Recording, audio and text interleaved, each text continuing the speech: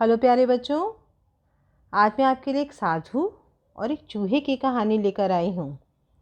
एक बार की बात है, एक साधु था।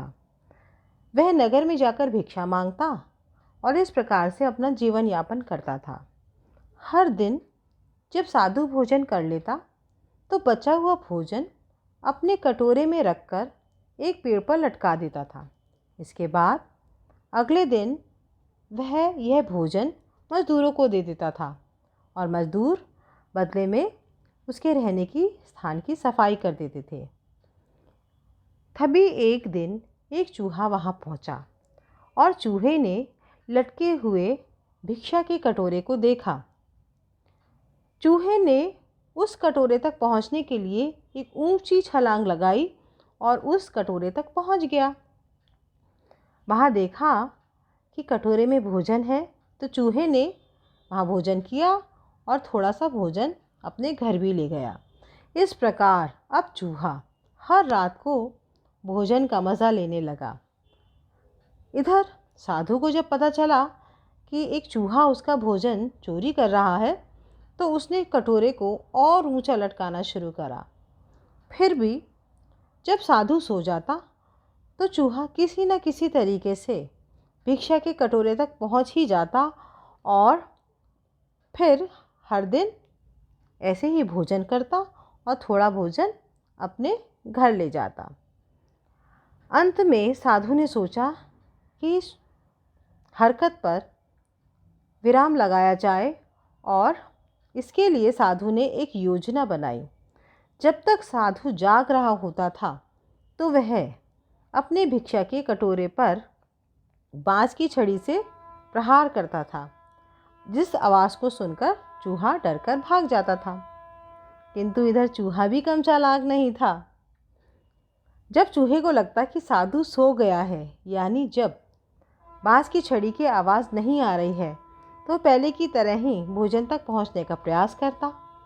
इधर साधु जाग जाता और पुनः अपने कटोरे को छड़ी से बजाता।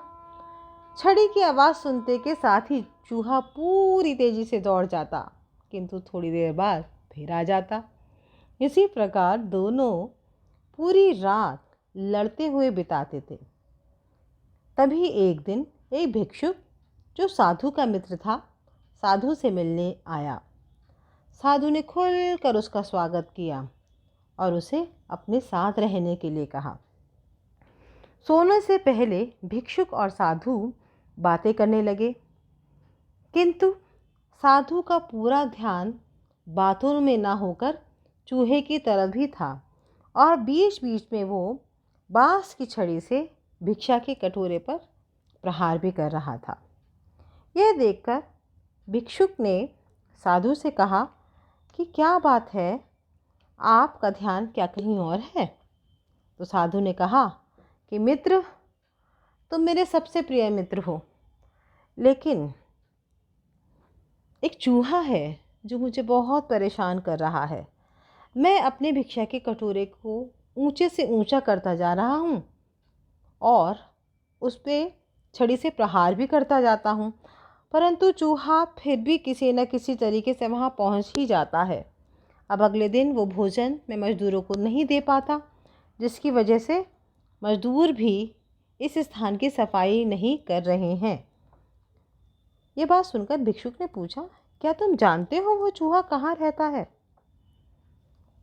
साधु ने कहा, नहीं, मैं नहीं जानता उसका बिल कहाँ है। तो भिक्षुक ने कहा, कोई बात नहीं, जहाँ भी वो चूहा रहता होगा उसने पक्का बहुत सा भोजन इकट्ठा कर रखा होगा और वह भोजन का भंडार ही उसे ऊंची छलांग लगाने के लिए ऊर्जा प्रदान करता है। और भिक्षुक पूछता है कि क्या आपके पास खुरपी है? साधु कहता है, हाँ। तब भिक्षुक कहता है, ठीक है, मेरे पास कल के लिए एक योजना है, आप सो जाते हैं। अगले दिन दोनों सवेरे उठते हैं और चूहे के बिल को ढूंढने की तलाश करते हैं और उन्हें जल्दी ही थोड़ी दूर पर चूहे का बिल नज़र आता है। भिक्षुक उस बिल को पूरा खोदते हैं तो देखते हैं कि वहाँ पे भोजन का भंडार है।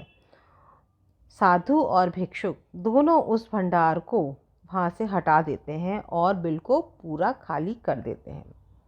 उस समय चूहा वहाँ पर नहीं था। थोड़ी देर के बाद जब चूहा आया तो उसने देखा कि उसका भंडार खाली है, उसका बिल खाली है, कुछ भी वहाँ नहीं बचा है। फिर रात हुई और साधु अपना कटोरा बजाने लगा। तो भिक्षुक मुस्कुराया और बोला, मेरे मित्र, अब आप चिंता मत करो। अपने भोजन के भंडार को खोकर अब चूहा अपनी ऊंचा उछलने की शक्ति को भी खो चुका होगा। और यह चूहा ही नहीं, सभी प्राणियों पर इसी प्रकार लागू होता है। और भिक्षुक और साधु दोनों सो गए। कुछ देर के बाद चूहा वहाँ आया, लेकिन क्योंकि उसने कुछ खाया नहीं था और उसका भंडार भी खाली हो चुका था, तो उसमें ऊंचा उछलने की शक्ति भी खत्म हो चुकी थी। चूहा बहुत प्रयास करता है ऊंचा उछलने के लिए, ऊंचा कूदने के लिए, परंतु वो वहाँ नहीं पहुँच पाता और भूमि पर गिर जाता है। इतनी बार भूमि पर गिरने से वो इतना निराश हो जाता है, इतना निराश हो जाता है कि साधु के स्थान पर आना ही छोड़ देता है और वहाँ से किसी अन्य स्थान पर चला जाता है। तो बच्चों, ये थी हमारी आज की कहानी। इस कहानी से हमें यही शिक्षा मिलती है कि हमें शत्रु का विनाश करने के लिए सबसे पहले उसकी शक्ति का पता लगाना चाहिए और उसकी शक्ति का भंडार पता चलते ही हमें उसकी शक्ति के भंडार पर वार करना चाहिए।